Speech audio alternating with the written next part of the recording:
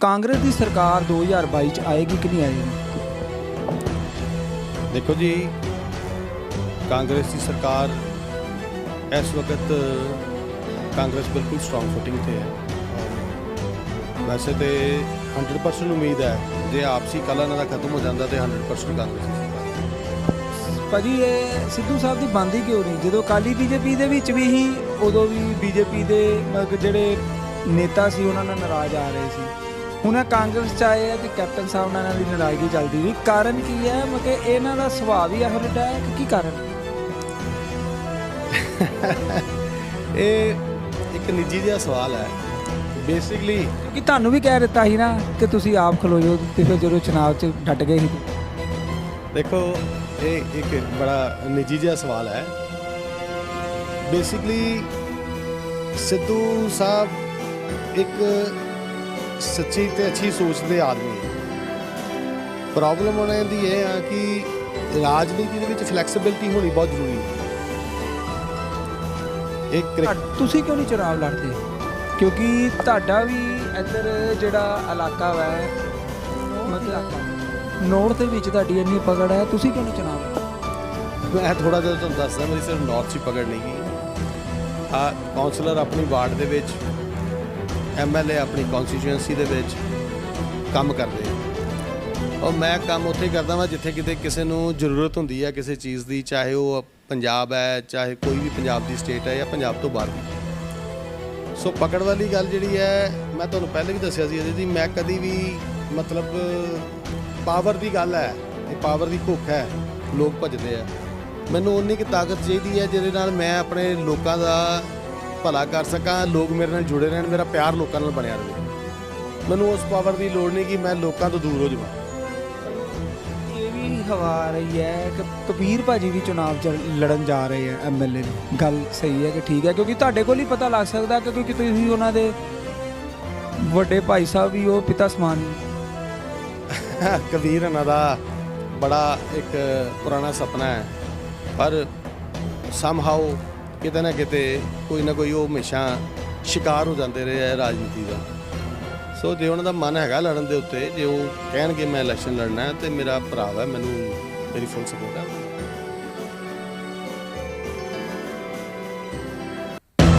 Live Amritsar news देख रहे सभी दर्शकों को अजय अरोड़ा और कैमरामैन दीपू मलिक की तरफ से जय माता दी। आज हम पहुंचे हैं जो अमृतसर के समाज सेवक हस्ती हैं सुनील शर्मा जी के पास, इनसे बातचीत करते हैं।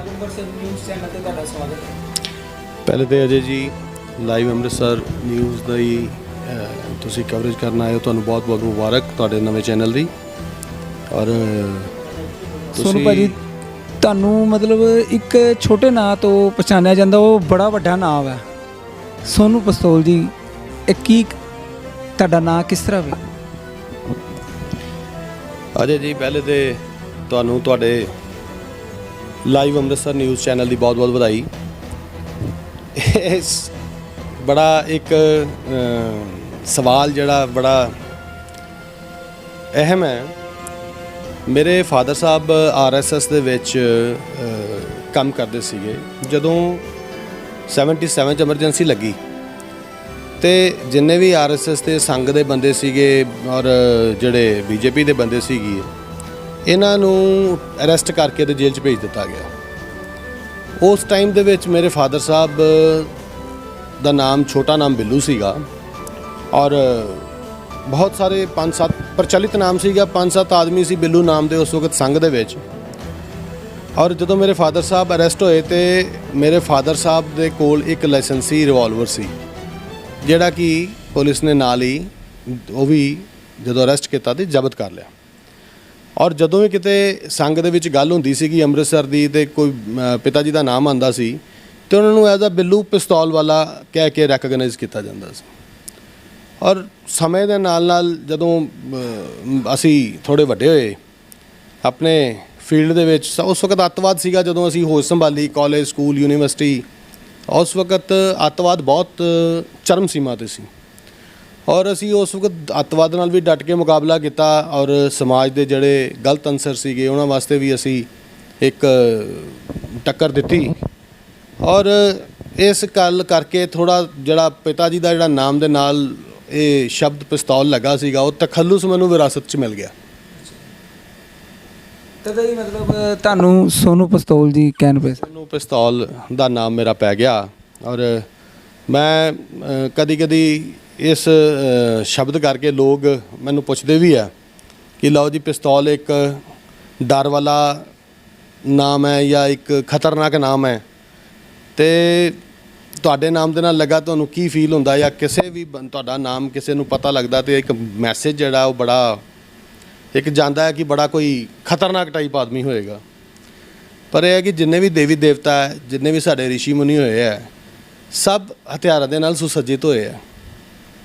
ਉਹਨਾਂ ਨੂੰ ਹਥਿਆਰਾਂ ਦੀ ਲੋੜ ਨਹੀਂ ਸੀ। ਉਹਨਾਂ ਦੇ ਸੁਸੱਜਿਤ ਹੋਣ ਦਾ ਹਥਿਆਰਾਂ ਦੇ ਨਾਲ ਮਤਲਬ ਸੀਗਾ ਕਿ ਕਿਤੇ ਵੀ ਦੁਸ਼ਟਾਂ ਦੇ ਖਿਲਾਫ ਜਾਂ ਬੁਰਾਈ ਦੇ ਖਿਲਾਫ ਉਹ ਇੱਕ ਸਿੰਬੋਲਿਕ ਹਥਿਆਰ ਸੀਗਾ ਕਿ ਉਹ ਖੜੇ ਹੋ ਸਕਦੇ ਆ। ਸੋ ਮੈਨੂੰ ਵੀ ਭੋਲੇ ਸ਼ੰਕਰ ਨੇ, ਮਾਂ ਕਾਲੀ ਨੇ ਸ਼ਾਇਦ ਇਹ ਤੌਫੀਕ ਬਖਸ਼ੀ ਹੈ। ਅਸੀਂ ਗਲਤ ਦੇ ਮਗਰ, ਗਲਤ ਦੇ ਅਗੇਂਸਟ ਜ਼ਰੂਰ ਖਲੋਤੇ ਆ। ਕੋਈ ਗਰੀਬ ਗੁਰਬਾ ਜਾਂ ਕੋਈ ਵੀ ਮਜੂਰ ਜਾਂ ਕੋਈ ਵੀ ਇਹੋ ਜਿਹਾ ਇਨਸਾਨ ਜਿਹਨੂੰ ਕਿਤੇ ਨਿਆਂ ਨਹੀਂ ਮਿਲਿਆ, ਅਸੀਂ ਉਹਦੇ ਨਾਲ ਉਹਨੂੰ ਹੱਕ ਵਾਸਤੇ ਉਹਦੇ ਖਲੋਤੇ ਆ, ਉਹਦੇ ਨਾਲ ਉਹਦੇ ਵਾਸਤੇ ਲੜੇ ਵੀ। ਭਾਜੀ ਤੁਸੀਂ ਸਮਾਜ ਸੇਵਕ ਦੇ ਕੰਮ ਜਿਹੜੇ ਉਹ ਕਦੋਂ ਸਮਾਜ ਸੇਵਕ ਦੇ ਕੰਮਾਂ 'ਚ ਪਏ? ਦੇਖੋ ਸਮਾਜ ਸੇਵਕ ਇਹ ਸਾਨੂੰ ਇਹ ਗੁੜਤੀ ਜਿਹੜੀ ਹੈ ਸਾਡੇ ਪਿਤਾ ਪੁਰਖੀ ਮਿਲੀ ਹੈ। ਮੇਰੇ ਪੜਦਾਦਾ ਜੀ ਸਵਾਮੀ ਬਲਦੇਵ ਦਾਸ ਜੀ, ਮੇਰੇ ਦਾਦਾ ਜੀ ਪੰਡਿਤ ਕਿਸ਼ੋਰ ਚੰਦ ਜੀ, ਪਿਤਾ ਜੀ ਰੀਸ਼ ਮੋਹਨ ਬਿੱਲੂ ਜੀ, ਇਹ ਸਾਰੇ ਲੰਬੇ ਸਮੇਂ ਤੋਂ ਧਰਮ ਦੇ ਨਾਲ ਔਰ ਸਮਾਜ ਦੇ ਨਾਲ ਜੁੜੇ ਆਏ ਆ। ਇੱਕ ਪ੍ਰੋਮੀਨੈਂਟ ਪਰਿਵਾਰ ਆ ਅਸੀਂ ਅੰਮ੍ਰਿਤਸਰ ਦਾ, ਔਰ ਅਸੀਂ ਸ਼ੁਰੂ ਤੋਂ ਆਪਣੇ ਬਜ਼ੁਰਗਾਂ ਨੂੰ ਦੇਖਿਆ ਵਾ। ਉਹਨਾਂ ਨੇ ਮੰਦਿਰ ਬਣਾਏ, ਉਹਨਾਂ ਨੇ ਧਰਮਸ਼ਾਲਾ ਬਣਾਈਆਂ, ਸਕੂਲ ਨੂੰ ਜਗ੍ਹਾ ਡੋਨੇਟ ਕੀਤੀਆਂ, ਸਾਡੇ ਦਾਦਾ ਜੀ ਨੇ ਵੀ, ਸਾਡੇ ਫਾਦਰ ਸਾਹਿਬ ਨੇ ਵੀ। ਸੋ ਇਹ ਸਾਨੂੰ ਸਾਡੇ ਬਲੱਡ ਦੇ ਵਿੱਚ ਹੈ। ਸਮਾਜ ਸੇਵਾ ਜਿਹੜੀ ਹੈ ਸਮਾਜ ਦੀ, ਜੇ ਤੁਸੀਂ ਕਿਸੇ ਮਾਨਵਤਾ ਦੀ ਸੇਵਾ ਕਰਦੇ ਹੋ ਉਸ ਤੋਂ ਵੱਡਾ ਕੋਈ ਧਰਮ ਨਹੀਂ। ਸੋ ਸਮਾਜ ਦੇ ਵਿੱਚ ਜੋ ਵੀ ਸਮਾਜ ਦਾ ਮਤਲਬ ਸਿਰਫ ਇਹ ਨਹੀਂ ਹੈ ਸਮਾਜ ਇਨਸਾਨਾਂ ਦੇ ਨਾਲ ਹੀ ਬਣਿਆ ਹੈ। ਸਮਾਜ ਦੇ ਵਿੱਚ ਹੋਰ ਵੀ ਕਈ ਇਹੋ ਜਿਹੀਆਂ ਵਨਸਪਤੀ ਹੈ, ਤੁਸੀਂ ਪੇੜ ਲਗਾਉਂਦੇ ਹੋ, ਤੁਸੀਂ ਪੌਦੇ ਲਗਾਉਂਦੇ ਹੋ, ਤੁਸੀਂ ਪਸ਼ੂ ਪੰਛੀਆਂ ਦਾ ਆਪਣਾ ਸੋਚਦੇ ਹੋ, ਤੁਸੀਂ ਪਸ਼ੂ ਪੰਛੀਆਂ ਦੀ ਰੱਖਿਆ ਕਰਦੇ ਹੋ। ਕੁਝ ਵੀ ਸਮਾਜ ਦੇ ਵਿੱਚ, ਇਸ ਸੰਸਾਰ ਦੇ ਵਿੱਚ ਕਿਸੇ ਵੀ ਚੀਜ਼ ਦੀ ਤੁਸੀਂ ਸੇਵਾ ਕਰਦੇ ਹੋ, ਇਹੀ ਅਸਲੀ ਧਰਮ ਹੈ। ਮਾਨਵਤਾ ਦੀ ਸੇਵਾ, ਨਰ ਸੇਵਾ ਹੀ ਨਾਰਾਇਣ ਸੇਵਾ ਹੈ। ਭਾਜੀ ਤੁਸੀਂ ਮਤਲਬ ਜਦੋਂ ਸਿਆਸਤ 'ਚ ਉਹ ਵੀ ਤੁਹਾਨੂੰ ਮਤਲਬ ਵਿਰਾਸਤ 'ਚ ਹੀ ਮਿਲੀ ਹੈ? ਬੇਸਿਕਲੀ ਸੇਵਾ ਭਾਵ ਸੀ। ਸੋ ਸਿਆਸਤ ਸਿਆਸਤ ਮੈਨੂੰ ਕਦੀ ਚੰਗੀ ਨਹੀਂ ਲੱਗੀ, ਨਾ ਹੀ ਮੈਂ ਕਦੀ ਕੋਈ ਸਿਆਸਤ ਵਿੱਚ ਮੈਨੂੰ ਕੋਈ ਮੌਕਾ ਲਿੱਤਾ, ਕਦੀ ਨਾ ਮੈਂ ਕੋਈ ਕੰਟੈਸਟ ਕਰਨ ਦੀ ਕੋਸ਼ਿਸ਼ ਕੀਤੀ। ਪਰ ਇਹ ਜ਼ਰੂਰ ਹੈ ਸਿਆਸਤ 'ਚ ਮੈਂ ਇਨਡਾਇਰੈਕਟ ਜ਼ਰੂਰ ਆਪਣਾ ਇਨਵੋਲਵ ਰਿਹਾ ਕਿ ਜਦੋਂ ਵੀ ਕਿਸੇ ਬੰਦੇ ਨੂੰ ਜਿਹੜਾ ਇਲੈਕਸ਼ਨਸ ਦੇ ਵਿੱਚ ਹਰ ਕਿਸੇ ਉਸ ਬੰਦੇ ਦੀ ਮਦਦ ਕੀਤੀ ਹੈ ਜਿਹੜਾ ਮੈਨੂੰ ਲੱਗਾ ਕਿ ਇਹ ਡਿਜ਼ਰਵਡ ਕੈਂਡੀਡੇਟ ਹੈਗਾ। ਪਰ ਅੱਜ ਦੀ ਤਰੀਕ ਦੇ ਵਿੱਚ ਅਸੀਂ ਆਪਣਾ ਜੇ ਪਿਛੋਕੜ ਦੇਖੀਏ, ਸੇਵਾ ਰਾਮ ਅਰੋੜਾ ਜੀ ਤੋਂ ਲੈ ਕੇ ਓਮ ਪ੍ਰਕਾਸ਼ ਕਾਲੀਆ ਜੀ ਤੋਂ ਲੈ ਕੇ ਸੋਨੀ ਸਾਹਿਬ, ਸਾਰੇ ਮਤਲਬ ਆਪਣੀ ਹੋਸ਼ ਦੇ ਵਿੱਚ ਮੈਂ ਇਲੈਕਸ਼ਨ ਦੇਖੇ ਆ, ਲੜੇ ਵੀ ਇਹਨਾਂ ਵਾਸਤੇ। ਪਰ ਬਹੁਤ ਘੱਟ ਲੋਕਾਂ ਦੇ ਵਿੱਚ ਅੱਜ ਦੀ ਤਰੀਕ ਦੇ ਵਿੱਚ ਸਮਾਜ ਦੇ ਵਿੱਚ ਲੜ ਕੇ, ਇਲੈਕਸ਼ਨ ਲੜ ਕੇ, ਕੰਟੈਸਟ ਕਰਕੇ ਜਿੱਤਣ ਤੋਂ ਬਾਅਦ ਜਿਹੜਾ ਸੇਵਾ ਦਾ ਜਜ਼ਬਾ ਜਿਹੜਾ ਉਹ ਬਹੁਤ ਘੱਟ ਰਹਿ ਗਿਆ। ਲੋਕਾਂ ਨੇ ਰਾਜਨੀਤੀ ਨੂੰ ਇੱਕ ਤਾਕਤ ਦਾ ਇੱਕ ਜ਼ਰੀਆ ਬਣਾ ਲਿਆ ਕਿ ਜੇ ਤਾਕਤ ਹਾਸਲ ਕਰਨੀ ਹੈ ਤੇ ਐਮਐਲਏ ਬਣ ਜਾਓ, ਤਾਕਤ ਹਾਸਲ ਕਰਨੀ ਹੈ ਤੇ ਕੋਈ ਤੁਸੀਂ ਅਹੁਦਾ ਲੈ ਲਓ। ਔਰ ਲੜਾਈ ਵਰਚਸਵ ਦੀ ਇਸ ਵਕਤ ਸੇਵਾ ਦੀ ਨਹੀਂ ਰਹਿ ਗਈ, ਇਸ ਵਕਤ ਤਾਕਤ ਦੀ ਰਹਿ ਗਈ। ਭਾਜੀ ਤੁਸੀਂ ਵੀ 2012 ਦੇ ਵਿੱਚ ਪੂਰਵ ਮੰਤਰੀ ਨਵਜੋਤ ਸਿੰਘ ਸਿੱਧੂ ਦੀ ਜਿਹੜੇ ਪਤਨੀ ਆ ਉਹਨਾਂ ਦੇ ਸਾਹਮਣੇ ਇਲੈਕਸ਼ਨ ਲੜੇ ਸੀ ਜੀ, ਉਹਨਾਂ ਦੇ ਬਾਰੇ ਥੋੜੀ ਜਾਣਕਾਰੀ ਦਿਓ। ਮੇਰੀ ਕੁਝ ਨਾਰਾਜ਼ਗੀ ਹੋਈ ਸੀ ਸਿੱਧੂ ਸਾਹਿਬ ਦੇ ਨਾਲ, ਤੇ ਸਿੱਧੂ ਸਾਹਿਬ ਨਾਲ ਮੈਂ ਗੱਲ ਕੀਤੀ ਕਿ ਜੇ ਅਸੀਂ ਲੋਕਾਂ ਦਾ ਪ੍ਰਤੀਨਿਧਿਤਵ ਕਰਦੇ ਹਾਂ ਤੇ ਲੋਕਾਂ ਦਾ ਕੰਮ ਵੀ ਸਾਡਾ ਫਰਜ਼ ਬਣਦਾ ਕਰਾਉਣਾ, ਤੇ ਜੇ ਅਸੀਂ ਤੁਹਾਨੂੰ ਪ੍ਰਤੀਨਿਧੀ ਚੁਣਿਆ ਹੈ ਤੇ ਤੁਸੀਂ ਕੰਮ ਨਹੀਂ ਕਰੋਗੇ ਤੇ ਕੌਣ ਕਰੇਗਾ? ਤੇ ਸਿੱਧੂ ਸਾਹਿਬ ਨੇ ਮੈਨੂੰ ਕਿਹਾ ਜੀ ਪ੍ਰਤੀਨਿਧੀ ਤੁਸੀਂ ਖੁਦ ਬਣ ਜਾਓ, ਸਾਨੂੰ ਬਣਾਉਣ ਦੀ ਕੀ ਲੋੜ ਹੈ ਜੇ ਤੁਸੀਂ ਐਡੇ ਹੀ ਜੋਗੇ ਹੋ। ਸਿਰਫ ਉਹਨਾਂ ਦੇ ਇਸ ਚੈਲੰਜ ਨੂੰ ਐਕਸੈਪਟ ਕਰਦੇ ਹੋਏ ਮੈਂ ਇਲੈਕਸ਼ਨਾਂ ਦੇ ਵਿੱਚ ਆਪਣਾ ਨਾਮਾਂਕਨ ਭਰ ਦਿੱਤਾ। ਤਾਂ with a short span of just 2 weeks ਇਹ ਕੰਮ ਜਿਹੜਾ ਸੀਗਾ, ਜਦੋਂ ਲੋਕ ਮੇਰੇ ਨਾਲ ਜੁੜਨੇ ਸ਼ੁਰੂ ਹੋ ਗਏ, ਬਹੁਤ ਜ਼ਿਆਦਾ ਇੱਕ ਲਹਿਰ ਵਾਂਗੂ ਜਦੋਂ ਅਸੀਂ ਆਪਣੇ ਆਪ ਨੂੰ ਦੇਖਿਆ ਐਸਟੈਬਲਿਸ਼ ਹੋ ਗਏ ਹਾਂ, ਤੇ ਸਿੱਧੂ ਸਾਹਿਬ ਸਾਰੇ ਸੰਗ ਨੂੰ ਲੈ ਕੇ ਔਰ ਸਾਰੇ ਆਪਣਾ ਮੇਰੇ ਨੀਅਰ ਡੀਅਰਸ ਨੂੰ ਲੈ ਕੇ ਤੇ ਮੇਰੇ ਕੋਲ ਘਰੇ ਆ ਗਏ। ਉਦੋਂ ਵੀ ਸਿੱਧੂ ਸਾਹਿਬ ਨੂੰ ਮੈਨੂੰ ਉਹਨਾਂ ਨੇ ਵਚਨ ਦਿੱਤਾ ਸੀਗਾ ਕਿ ਜਿੱਥੇ ਕਿਤੇ ਤੁਹਾਨੂੰ ਸਮਾਜ ਦੇ ਵਿੱਚ, ਦੇਸ਼ ਦੇ ਵਿੱਚ ਕਿਤੇ ਵੀ ਪੰਜਾਬ ਦੇ ਵਾਸਤੇ ਤੁਹਾਨੂੰ ਕੋਈ ਕੰਮ ਦੀ ਲੋੜ ਪਏਗੀ ਤਾਂ ਮੈਂ ਤੁਹਾਡੇ ਨਾਲ ਖਲੋਵਾਂਗਾ। ਔਰ ਉਹਨਾਂ ਦੇ ਇਸ ਵਚਨ ਨੂੰ ਮੰਨਦੇ ਹੋਏ ਮੈਂ ਫਿਰ ਉਹਨਾਂ ਦੀ ਵਾਈਫ ਨੂੰ ਸਪੋਰਟ ਕਰ ਦਿੱਤਾ ਸੀ। ਔਰ ਉਸ 2012 ਦੇ ਵਿੱਚ ਜਦ ਕਿ ਉਸ ਵਕਤ ਵੇਵ ਸੀ ਔਰ ਇਹ 90% 95% ਲੋਕਾਂ ਦੇ ਖਿਆਲਾਤ ਸੀਗਾ ਕਿ ਸ਼ਾਇਦ ਕਾਂਗਰਸ ਹੀ ਸੱਤਾ 'ਚ ਆਏਗੀ। ਉਹਦੇ ਬਾਵਜੂਦ ਮੈਂ ਇੱਕ ਬੀਜੇਪੀ ਕੈਂਡੀਡੇਟ ਨੂੰ ਉਦੋਂ ਸਪੋਰਟ ਕੀਤਾ। ਬਾਈ ਚਾਂਸ ਉਹ ਦੁਬਾਰਾ ਸਰਕਾਰ ਰਿਪੀਟ ਹੋ ਗਈ ਔਰ ਨਵਜੋਤ ਕੌਰ ਸਿੱਧੂ ਸਵਸਥ ਮੰਤਰੀ ਵੀ ਰਹੇ। ਭਾਜੀ ਹੁਣ 2022 ਦੇ ਵਿੱਚ ਚੁਣਾਵ ਹੈ, ਠੀਕ ਹੈ, ਸਿੱਧੂ ਸਾਹਿਬ ਵੀ ਨਾਰਾਜ਼ ਚੱਲਦੇ ਪਏ ਹੈ। ਪਿੱਛੇ ਜਦੋਂ ਅਕਾਲੀ ਬੀਜੇਪੀ 'ਚ ਹੀ ਉਦੋਂ ਵੀ ਨਾਰਾਜ਼ ਚੱਲਦੇ ਸੀ, ਹੁਣ ਕਾਂਗਰਸ ਦੇ ਵਿੱਚ ਆ ਹੁਣ ਵੀ ਨਾਰਾਜ਼ ਚੱਲਦੇ ਪਏ ਆ। ਮਤਲਬ ਇਹਨਾਂ ਦੀ ਕੈਪਟਨ ਸਾਹਿਬ ਨਾਲ ਬਣਦੀ ਨਹੀਂ, ਜਿਸ ਤਰ੍ਹਾਂ ਕਾਂਗਰਸ ਤੋਂ ਆ ਛੱਡ ਕੇ ਚਲੇ ਜਾਂਦੇ ਆ ਤੇ ਆਪਣੀ ਕਾਂਗਰਸ ਦੀ ਸਰਕਾਰ ਬਣੇਗੀ, ਕਿਉਂਕਿ ਤੁਸੀਂ ਵੀ ਸੀਨੀਅਰ ਕਾਂਗਰਸੀ ਨੇਤਾ ਹੋ। ਦੇਖੋ ਜੀ, ਮੈਂ ਕਾਂਗਰਸ ਜੁਆਇਨ ਕੀਤੀ ਸੀਗੀ। ਸਾਡੇ ਇੱਕ ਮੰਤਰੀ ਸੀ, ਐਮਐਲਏ ਵੀ ਅਸੀਂ ਉਹਨੂੰ ਪੂਰਾ ਜ਼ੋਰ ਲਾ ਕੇ ਬਣਾਇਆ ਸੀ। ਮੰਤਰੀ ਵੀ ਬਣੇ ਉਦੋਂ ਵੀ ਪੂਰਾ ਮੈਂ ਔਰ ਮੇਰੇ ਪਰਿਵਾਰ ਨੇ, ਮੇਰੇ ਛੋਟੇ ਬ੍ਰਦਰ ਕਬੀਰ ਸ਼ਰਮਾ ਜੀ ਨੇ ਪੂਰਾ ਜ਼ੋਰ ਲਗਾਇਆ ਔਰ ਉਹਨਾਂ ਨੂੰ ਪਾਵਰ ਦਵਾਈ। ਪਰ ਇੱਕ ਸਮਾਂ ਇਹੋ ਜਿਹਾ ਆਇਆ, ਜੋ ਉਮੀਦਾਂ ਸਾਨੂੰ ਸੀਗੀਆਂ ਕਿ ਇੱਕ ਯੰਗ ਯੁਵਾ ਚਿਹਰਾ ਸਾਹਮਣੇ ਆ ਰਿਹਾ ਹੈ। ਅਕਾਲੀ ਬੀਜੇਪੀ ਦੇ ਮੰਤਰੀ ਰਹੇ ਆਪਣੇ ਅਨਿਲ ਜੋਸ਼ੀ। ਸਾਡਾ ਮਨ, ਅਸੀਂ ਇਹ ਸੋਚਦੇ ਸੀ ਕਿ ਯੁਵਾ ਚਿਹਰਾ ਅੱਗੇ ਆ ਕੇ ਇਹ ਲੋਕਾਂ ਦੇ ਵਾਸਤੇ ਕੁਝ ਕਰਨਗੇ, ਪਰ ਜੋ ਅਸੀਂ ਉਮੀਦਾਂ ਦੁਕਾਨਾਂ ਤੋਂ ਲਗਾਈਆਂ ਸੀਗੀਆਂ, ਵੇਖਿਆ ਕਿ ਇਹਨਾਂ ਨੇ ਆਪਣੇ ਔਰ ਆਪਣਿਆਂ ਤੋਂ ਇਲਾਵਾ ਇਹਨਾਂ ਨੂੰ ਕੋਈ ਚੀਜ਼ ਨਜ਼ਰ ਨਹੀਂ ਆਈ। ਇਹਨਾਂ ਨੇ ਜੋ ਕੁਝ ਵੀ ਧਾਂਦਲੀਆਂ ਕੀਤੀਆਂ, ਕਹੋ ਜੋ ਕੁਝ ਵੀ ਇਹਨਾਂ ਨੇ ਆਪਣੇ ਕਰਪਸ਼ਨ ਕੀਤੀ, ਉਹ ਦੇਖਦੇ ਹੋਏ ਮਨ ਬੜਾ ਖੱਟਾ ਹੋਇਆ। ਮੈਂ ਉਸ ਕੰਮ ਕਰਕੇ 2-3 ਵਾਰ ਜਦੋਂ ਇਹਨਾਂ ਨਾਲ ਆਪਣਾ ਅਨਿਲ ਨਾਲ ਮੇਰੀ ਗੱਲ ਹੋਈ, ਪਰ ਮੈਂ ਜਦੋਂ ਦੇਖਿਆ ਕਿ ਨਹੀਂ, ਇਹ ਮੇਰੇ ਸਿਸਟਮ ਦੇ ਹਿਸਾਬ ਦੇ ਨਾਲ ਮੇਰੇ ਨਾਲ, ਮਤਲਬ ਮੈਂ ਦੇਖਿਆ ਜੋ ਅਸੀਂ ਇੱਕ ਸੁਪਨਾ ਲਿੱਤਾ ਸੀਗਾ ਪੰਜਾਬ ਦੀ ਸੇਵਾ ਦਾ, ਸਮਾਜ ਦੀ ਸੇਵਾ ਦਾ, ਦੇਸ਼ ਦੀ ਸੇਵਾ ਦਾ, ਇਹ ਤਾਂ ਸਿਰਫ ਆਪਣੀ ਤੇ ਆਪਣੇ ਰਿਸ਼ਤੇਦਾਰਾਂ ਦੀ ਸੇਵਾ ਵਾਸਤੇ ਹੀ ਸੱਤਾ ਦੇ ਵਿੱਚ ਆਏ ਆ। ਫਿਰ ਸਾਨੂੰ ਦੂਜੇ ਪਾਸੇ ਇਹਨਾਂ ਨੂੰ ਛੱਡ ਕੇ ਇਹਨਾਂ ਦੇ ਉਲਟ ਸਾਨੂੰ ਸਪੋਰਟ ਕਰਨੀ ਪਈ। ਭਾਜੀ ਜਿਸ ਤਰ੍ਹਾਂ ਤੁਸੀਂ ਕਾਂਗਰਸ ਜੁਆਇਨ ਕੀਤੀ, ਸਿੱਧਾ ਕੈਪਟਨ ਸਾਹਿਬ ਦੇ ਕੋਲ ਜਾ ਕੇ ਕੈਪਟਨ ਸਾਹਿਬ ਨੇ ਸਰੋਪਾ ਪਾ ਕੇ ਤੁਹਾਨੂੰ ਕਾਂਗਰਸ ਜੁਆਇਨ ਕਰਾਈ ਸੀ, ਠੀਕ ਹੈ। ਹੁਣ 2022 'ਚ ਚੁਣਾਵ ਹੈ ਤੇ ਕਾਂਗਰਸ ਦੀ ਸਰਕਾਰ ਆਏਗੀ। ਕੈਪਟਨ ਸਾਹਿਬ ਵੈਲ ਡਿਟਰਮਿਨਡ, ਵੈਲ ਡਿਸਪਲਿਨਡ, ਬਹੁਤ ਰਿਸਪੈਕਟੇਬਲ ਮੁੱਖ ਮੰਤਰੀ ਹੈ, ਸਾਡੇ ਸਟੇਟ ਦੇ ਮੁੱਖ ਮੰਤਰੀ ਹੈ। ਅੱਛੇ ਸੋਚ, ਅੱਛੇ ਵਿਚਾਰ ਰੱਖਣ ਵਾਲੇ ਔਰ ਸਮਾਜ ਦੇ ਪ੍ਰਤੀ ਔਰ ਪੰਜਾਬ ਦੇ ਪ੍ਰਤੀ ਇੱਕ ਅੱਛੀ ਸੋਚ ਰੱਖਣ ਵਾਲੇ ਮੁੱਖ ਮੰਤਰੀ ਹੈ। ਹੁਣ ਸਿੱਧੂ ਸਾਹਿਬ ਔਰ ਕੈਪਟਨ ਸਾਹਿਬ ਦਾ ਆਪਸ ਦੇ ਵਿੱਚ ਇਕੁਏਸ਼ਨ ਨਹੀਂ ਮਿਲੀ। ਮੈਂ ਸਮਝਦਾ ਕਿ ਜਦੋਂ ਟੀਮ ਦਾ ਮਤਲਬ ਹੁੰਦਾ ਕਿ ਇੱਕ ਕਲੈਕਟਿਵ ਐਫਰਟ ਕਰਕੇ, ਕਲੈਕਟਿਵਲੀ ਅਸੀਂ ਕੋਈ ਚੀਜ਼ ਨੂੰ ਆਪਣਾ ਖੇਲਦੇ ਹਾਂ ਤੇ ਇੱਕ ਦੂਜੇ ਨੂੰ ਸਪੋਰਟ ਕਰਕੇ ਅਸੀਂ ਜਿੱਤ ਹਾਸਲ ਕਰ ਸਕਦੇ ਹਾਂ। ਜਦੋਂ ਸਾਡੀ ਆਪਸ 'ਚ ਕੋਆਰਡੀਨੇਸ਼ਨ ਨਹੀਂ ਹੋਏਗੀ, ਸਾਡੀ ਟੀਮ ਦੇ ਵਿੱਚ ਜੋ ਇੱਕ ਕੈਪਟਨ ਦੇ ਜੇ ਉਹਨੇ ਕੁਝ ਕਿਸੇ ਨੂੰ ਜੇ ਕੋਈ ਫੀਲਡ ਲਗਾਇਆ, ਇਸ ਫੀਲਡ 'ਤੇ ਇਹ ਖੜਾ ਹੋਏਗਾ, ਇਸ ਫੀਲਡ 'ਤੇ ਉਹ ਖੜਾ ਹੋਏਗਾ, ਜੇ ਉਸ ਨੂੰ ਡਿਸਪਲਿਨਰੀ ਅਸੀਂ ਨਹੀਂ ਫੋਲੋ ਕਰਾਂਗੇ ਤੇ ਮੈਚ ਜਿੱਤਣਾ ਬੜਾ ਮੁਸ਼ਕਿਲ ਹੈ। ਹੁਣ ਸਿੱਧੂ ਸਾਹਿਬ ਦੀ ਵੀ ਹਵਾ ਚੱਲ ਰਹੀ ਹੈ ਸੋਸ਼ਲ ਮੀਡੀਆ ਦੇ ਵਿੱਚ ਕਿ ਆਮ ਆਦਮੀ ਪਾਰਟੀ ਜੁਆਇਨ ਕਰਨ ਜਾ ਰਹੇ ਆ। ਜੇ ਉਹ ਆਮ ਆਦਮੀ ਪਾਰਟੀ 'ਚ ਚਲੇ ਜਾਂਦੇ ਆ ਤੇ ਕਾਂਗਰਸ ਦੀ ਸਰਕਾਰ ਫਿਰ ਖਤਰੇ 'ਚ ਹੀ ਹੈ ਨਾ। ਦੇਖੋ ਜੀ, ਪਾਰਟੀ ਇੱਕ ਪਲੇਟਫਾਰਮ ਹੈ, ਪਾਰਟੀ ਇੱਕ ਸਿਧਾਂਤ ਹੈ। ਪਾਰਟੀ, ਕੋਈ ਵੀ ਪਾਰਟੀ ਜਿਹੜੀ ਆ, ਉਹ ਆਪਣਾ ਇੱਕ ਨਿੱਜੀ ਸਿਧਾਂਤ ਹੁੰਦਾ, ਉਹਨਾਂ ਇੱਕ ਆਪਣਾ ਮੈਨੀਫੈਸਟੋ ਹੁੰਦਾ, ਆਪਣਾ ਇੱਕ ਵਿਚਾਰ ਹੁੰਦਾ। ਪਾਰਟੀ ਦੇ ਵਿੱਚ ਜਿਹੜੇ ਬੰਦੇ ਜੁੜਦੇ ਆ, ਉਹ ਉਸੇ ਸਿਧਾਂਤ ਔਰ ਵਿਚਾਰ ਦੇ ਨਾਲ ਜੁੜਦੇ ਆ। ਔਰ ਜਿਹੜਾ ਸਿਧਾਂਤ ਔਰ ਵਿਚਾਰ ਦੇ ਨਾਲ ਜਿਹੜਾ ਉਹ ਪਾਰਟੀ ਇਕੱਠੀ ਹੁੰਦੀ ਹੈ, ਉਹਨਾਂ ਦਾ ਇੱਕ ਆਪਣਾ ਵਰਕਿੰਗ, ਆਪਣਾ ਉਹਨਾਂ ਦਾ ਸਿਸਟਮ ਹੈ। ਜੇ ਆਮ ਆਦਮੀ ਪਾਰਟੀ ਕੋਈ ਬੁਰੀ ਨਹੀਂ ਹੁੰਦੀ, ਪਰ ਜੇ ਉਸ ਪਾਰਟੀ ਦੇ ਵਿੱਚ ਜਿਹੜੇ ਲੋਕ ਜੁੜਦੇ ਆ, ਉਹ ਆਪਣੇ ਨਿੱਜੀ ਸਵਾਰਥਾਂ ਕਰਕੇ ਜੇ ਕੋਈ ਹਰਕਤਾਂ ਕਰਦੇ ਆ ਜਾਂ ਜੋ ਕੁਝ ਕਰਪਸ਼ਨ ਕਰਦੇ ਆ, ਉਹਦੇ ਨਾਲ ਉਹ ਤੇ ਚਲੋ ਬਦਨਾਮ ਹੁੰਦੇ ਉਹਨਾਂ ਨਾਲ ਪਾਰਟੀ ਦੀ ਛਵੀ ਵੀ ਬਦਨਾਮ ਹੁੰਦੀ ਹੈ। ਕੋਈ ਪਾਰਟੀ ਬੁਰੀ ਨਹੀਂ ਹੈ। ਜੇ ਸਿੱਧੂ ਸਾਹਿਬ ਕਹਿੰਦੇ ਆ ਮੈਂ ਆਮ ਆਦਮੀ ਪਾਰਟੀ ਜਾਣਾ ਚਾਹੁੰਦਾ, ਮੈਂ ਉਹਦੇ ਜਾਣਾ ਚਾਹੁੰਦਾ ਵਾਂ, ਉਹਨਾਂ ਨੂੰ ਜੇ ਕੋਈ ਪਲੇਟਫਾਰਮ ਲੱਗਦਾ ਕਿ ਮੈਂ ਇਸ ਪਲੇਟਫਾਰਮ 'ਤੇ ਵਧੀਆ ਸਰਵ ਕਰ ਸਕਦਾ ਸੋਸਾਇਟੀ ਵਾਸਤੇ, ਤੇ ਇਹ ਉਹ ਬੈਟਰ ਜਾਣਦੇ। ਭਾਜੀ 2022 ਚ ਚੁਣਾਵ ਹੈ, ਫਿਰ ਦੁਬਾਰਾ ਮੈਂ ਤੁਹਾਡੇ ਨਾਲ ਉਹੀ ਕੁਐਸਚਨ ਕਰਨ ਜਾ ਰਿਹਾ। ਸਿੱਧੂ ਸਾਹਿਬ ਆਮ ਆਦਮੀ ਪਾਰਟੀ ਦਾ ਪਤਾ ਲੱਗਦਾ ਪਿਆ ਸੋਸ਼ਲ ਮੀਡੀਆ 'ਚ ਹਵਾ ਗਈ ਕਿ ਆਮ ਆਦਮੀ ਪਾਰਟੀ 'ਚ ਜਾ ਰਹੇ ਆ। ਜੋ ਆਮ ਆਦਮੀ ਪਾਰਟੀ 'ਚ ਚਲੇ ਜਾਂਦੇ ਆ ਤੇ ਕਾਂਗਰਸ ਦੀ ਸਰਕਾਰ ਫਿਰ ਬਣੇਗੀ ਕਿ ਨਹੀਂ ਬਣੇਗੀ?